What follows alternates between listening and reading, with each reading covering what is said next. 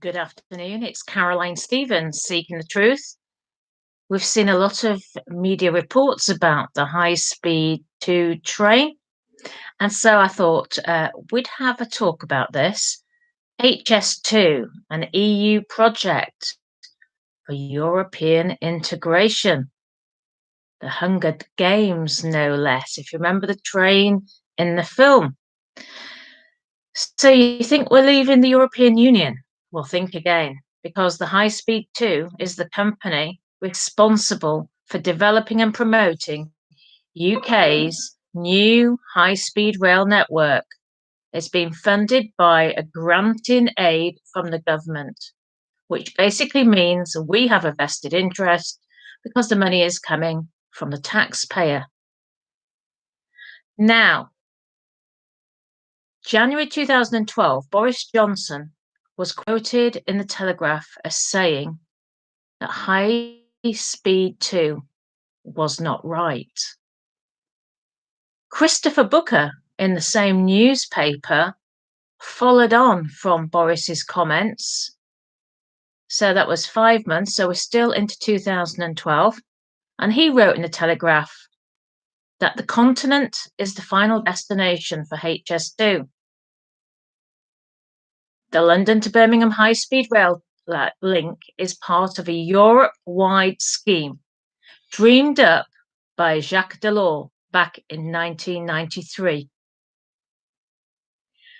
There is a tantalising mystery at the heart of the immense row over the government's proposed new HS2 railway line. Every conceivable argument, commercial, economic, and environmental, seems to be against what has been called the worst waste of public money for generations. The scheme makes no practical sense at all. This is Christopher's words. And yet our government seems determined to railroad it through regardless. The elephant in the room here was hinted at in a brief paragraph in a statement made by Justine Greening, the Transport Secretary of the time. She said that the new line would provide a direct link to the continent, forming the foundation for a potentially wider high-speed network in years to come. As we know, the high-speed trains from Birmingham will not stop at St Pancras, where the HS1 line to Paris begins. They will either stop at Euston, or as the ministry confirmed, to Christopher Booker. Or is it to Justine Greening even? Why, to me, will continue via the North London line and the Channel Tunnel direct to the continent. Now, the hidden story behind this project goes back to 1993, where Jacques Delors was busy with two very large schemes for the integration of Europe. One was to give it a single currency, the euro. The other, just as ambitious, was his plan for trans-European networks, which is TENS, T-E-N-S, designed to integrate all Europe's transport and communication systems. These would not be funded directly by the EU. Instead, the member states would construct their own bits according to an overall plan. Part of the grand design was a Europe-wide network of high-speed trains, sections of which have now been built by several countries, including the Netherlands. Now, a week prior to Christopher Booker's article, and this, of course, is going back to 2012, it had been reported that the Dutch line had been a commercial disaster, running at 85% empty and needing a £250 million bailout by taxpayers. So the first British section to be subsumed into a TEN was the already planned link between London and Paris, which was why its name was changed from the Channel Tunnel link to HS1. But once the idea of a high-speed train network had lodged in the corporate minds of our departmental officials, like their continental counterparts, they began planning extensions to the Grand Design to connect the north of England and Scotland directly with the European network. Whenever a new line is built under the EU Directive 96/48, so please do check this out for yourselves, must connect interoperably. Interoperably, it's not an easy word, operably with inter on the front, with the rest of the network. So basically, they all have to be connected. Why didn't they just say that? This is why those trains from Birmingham and the north will have to connect directly with the continent. No doubt, since one can fly from Birmingham to Paris in under an hour, such trains will prove financially disastrous as their Dutch equivalent. But nothing in the Grand Design is based on practical calculations. HS2 is a political project inspired by Delors' dream of an integrated Europe.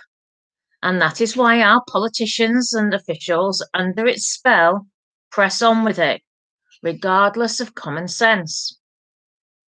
But why can't the politicians just tell us this? Why does the driving force behind this insane project have to be a state secret? Not the least, the price we pay for being part of the European project is how it makes those who rule over us so routinely deceitful about almost everything they do.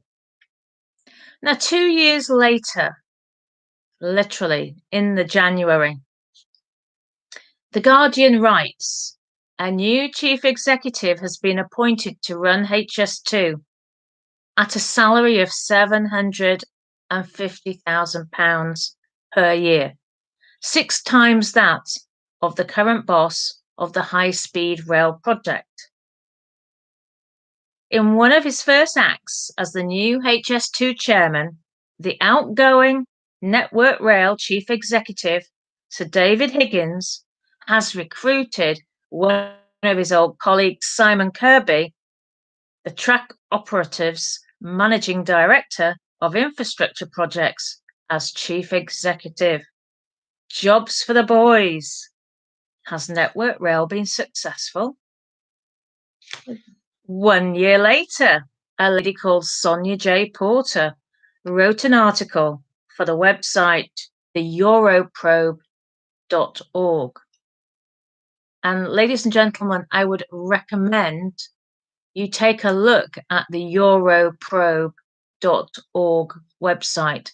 I have taken quite a lot of my material over the past year from that website, and it's run by a friend of mine, Mick Greenhow, and he's an author. Now, Sonia wrote, and we're going back to 2015, High Speed 2 is a proposed rail link between London, Manchester and Leeds, with further later extensions to Glasgow and Edinburgh. If mentioned at all by the last or present government, so this is 2015, it is put forward as an entirely British idea, but it isn't. And if there are complaints about the proposed rail line, no matter how many times the government says it will reconsider, nothing will be done, because nothing can be done. The whole project is down to the government in Brussels. On taking office, the coalition government in 2010, I think it was, announced that they had been examining the case for high-speed rail in Britain since 2009, when the then Labour government established HS2 Limited, the company responsible for overseeing its development. See, Labour only implemented it because they were told to, by the EU. And then when the coalition, Tories and Liberal Democrats come in, it just carries on. That's why I keep saying to people, it doesn't matter who you vote for, because they're told to dictate to us. They're told what we've got to do. It doesn't matter which political party.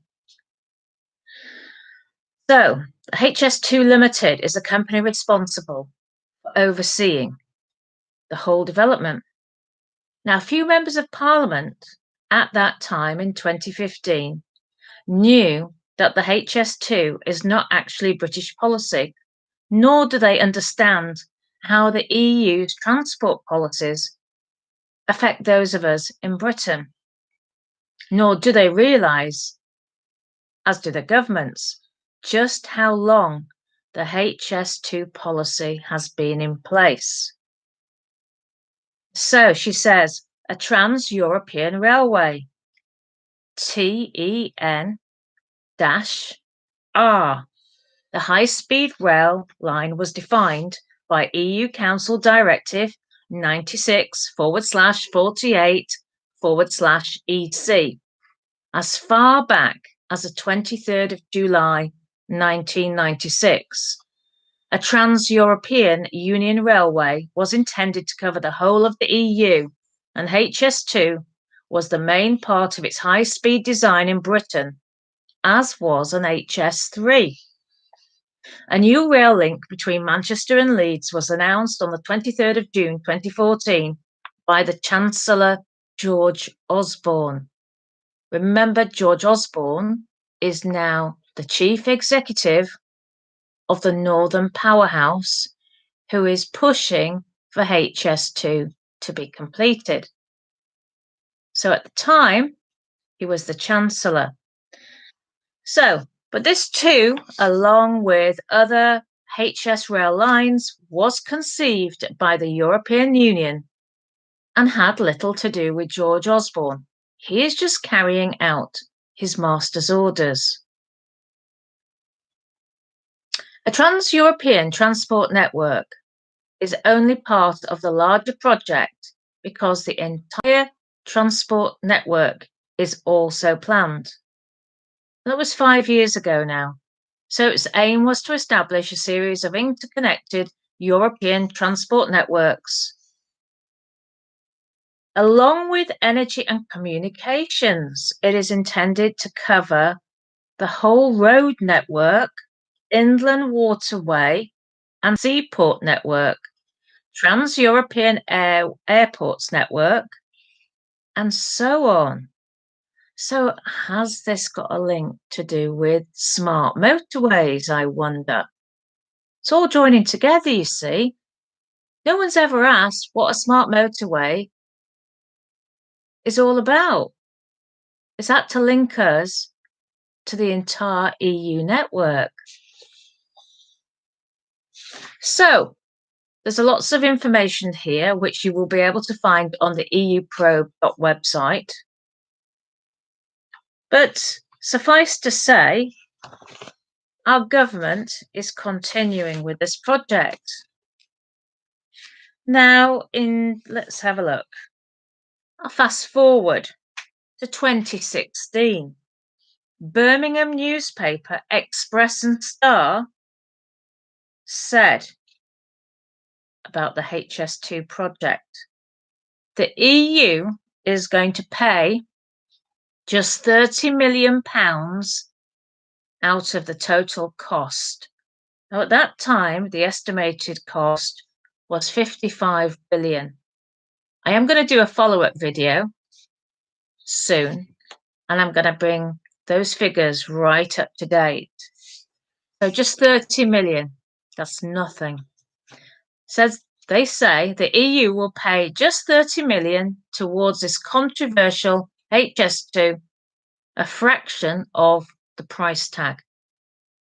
Transport Minister of the time in 2016, Robert Goodwill, revealed the amount in a written parliamentary answer.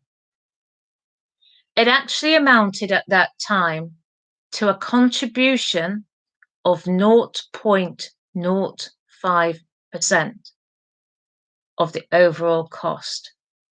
Now, the government's already spent more than 1 billion without a single line of track being laid at 2016. Now, UKIP at the time said HS2 is a vanity project which does not have a valid business case, and pressure from the EU is one of the main reasons it is being built. For the EU to now offer such a paltry sum towards the huge costs is another slap in the face for the British taxpayer. If the Brussels bureaucrats want HS2 in Britain to fit into their grand plan for a Europe-wide rail network, the least they could do is put their money where their mouths are. But as usual, we just get interference. So we've got the mayors of West Midlands and Manchester, Andy Street and Andy Burnham, insisting at that time that it must go ahead. Indeed, Andy Burnham was quoted as pushing forward with the Northern Powerhouse only a few weeks ago. Now, to finish off with, because I'm not going to bring this film totally up to the current day, but I'm looking at October 2017, and the Financial Times produced an article stating former HS2 chief executive accused of defrauding taxpayers. Simon Kirby says he did not approve disputed redundancy payments to staff. So they've already made people redundant at HS2. The former chief executive of High Speed 2 has been accused of allowing the Quango to defraud taxpayers by a Tory MP on the Commons Public Accounts Committee. The comments relate to 1.7 million of redundancy payments made by HS2 against the express instruction of the Department of Transport. It was reported that there was no plan to take any action, not least because Mr. Kirby no longer worked at HS2. He is now the Chief Operating Officer at Rolls-Royce. Now, the Financial Times article, it's quite a lengthy article. I've read it. I can't explain anymore because it's got a copyright notice over it. So just suffice to say that as far as I'm aware, no further action has been taken. If anybody knows anything different, then please let me know for the next show. See, there's so much more to share on this story. And I will do a follow-up show. But if we allow our government to continue with this EU project, because that's what it is, then it really shows that they have no intention of taking us out of the European Union. They're going to get you to pay for this vanity project, and the figures are escalating by the day. And it's hardly any wonder when, way back in the day, the chief executive at the time was being paid £750,000 a year. So I just thought, ladies and gentlemen, you needed to know a little bit of background information about what HS2 is all about. So whilst some of you may still be intent on celebrating on the 31st of January, until our government actually does remove us from the EU and not just complete an act which means nothing at all, then I will not be celebrating. If you don't believe me about the HS2, I've quoted various references. I've quoted the EU probe. I've used The Guardian. I've used the Express and Star. I've used the Telegraph. This is happening to us. We're not leaving the European Union. Why else are we supposed to be part of an integrated Europe? So if we do leave the EU, We're into this it's an integrated Europe. So there will be countries that are not already in the EU at the moment, but we are all being joined up. It's a big network, all courtesy of the United Nations. So please do share this video. Lisa didn't have any interference on the show today. And hopefully you'll join me for a part 2 when I do some more digging. We can't let this go. This is costing us billions and billions of pounds. Not only that, but we'll be paying billions and billions of pounds by the end of this year into next year, because our government's going to commit us to presumably unlimited taxes due to climate change. Remember, Glasgow is hosting the big climate change conference. Thank you and have a good day. It's been Caroline Stevens, Seeking the Truth, HS2, for a fully integrated Europe. We just need to look around, do more digging. See you again soon. Goodbye for now.